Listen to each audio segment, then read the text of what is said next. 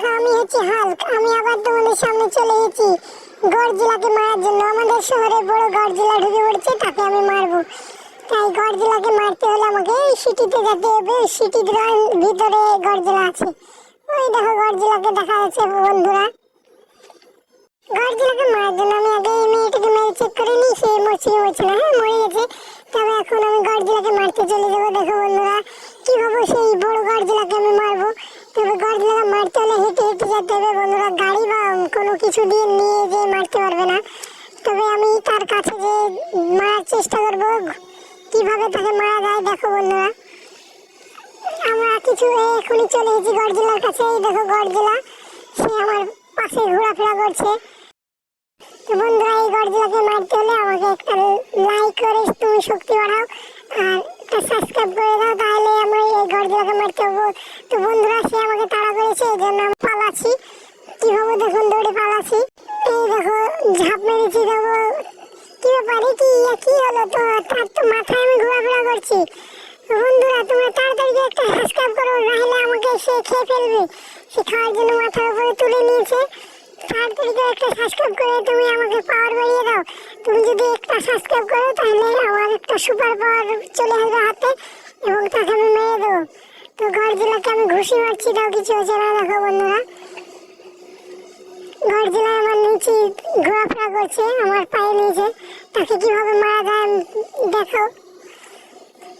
তাকে মারতে হলে কিছু গ্রামের ভিতর নিয়ে যেতে হবে তাকে। তো দেখো বন্ধুরা তার মুখ কিভাবে দেখা যাচ্ছে। এই দেখো তার বড় বড় ঠ্যাং। এই দেখো তার বডি, তার ফ্রেমটা আপনাকে চারি সাইড থেকে দেখে দিই। তবে তাকে এই দেখো কত বড় গডজিলা আমার সামনে চলে এসেছে। আমি তার কাছে কত ছোট পিচ্ছি লাগছি দেখো।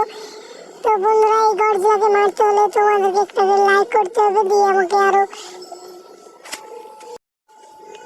শক্তিশালী বানাতে হবে, নাহলে এই গডজিলাকে মারা যাবে না। তবে বন্ধুরা তোমরা যদি এখন এই গডজিলাকে মারতে দেখো তাহলে তো বন্ধুরা এই গডজিলাকে মারতে হলে তোমাদেরকে লাইক করা লাগবে। তাড়াতাড়ি করে তোমরা লাইক করে দাও, তাহলে একে মারতে পারবো। তো দেখো কথা না বলে বন্ধুরা আমরা আবার চলে যাবো। এখন গাড়ি একটা আমি কোটটুকে নিয়ে নেবো। সেই গাড়িটা নিয়ে আমি চলে যাবো একদম গডজিলার কাছ থেকে অনেক দূরে গিয়ে তাকে মারার চেষ্টা করবো। কেননা একে কাছ থেকে মারা যাবে না, কাছ থেকে মারলে সে আমাকে হামলা করে মেরে ফেলবে। তাই আমি মোটরসাইকেল একটা নিয়ে নিয়েছি, কেটিএম ডিউক মোটরসাইকেল নিয়ে আমি এখনই সোজা চলেছি।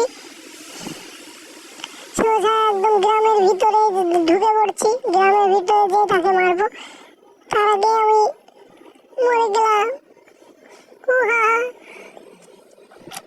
তবে বন্ধুরা ভয় করো না, আমি হচ্ছে হাল্ক। আমি কম সহজে কাউকে মারি না, কাউকে মারতে লাগলে ছাড়ি না।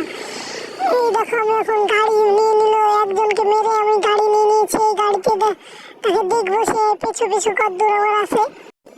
বন্ধুরা তবুও দেখো আমি গাড়ি নেওয়ার পর সে আমার পিছু ছাড়ছে না। তো পিছু ছাড়ানোর লেগে থাকে। বন্ধুরা দেখো সে আমার পিছু এখন অব্দি ছাড়েনি।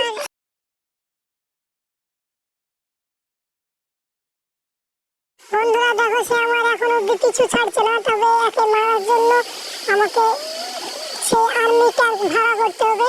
আর্মি ট্যাঙ্ক ভাড়া করলে কেন একে মারা যাবে। তো বন্ধুরা আর্মি ট্যাঙ্ক আমি একটা ভাড়া করার জন্য একটা ফোন করে দিয়েছি আর্মিওয়ালাকে।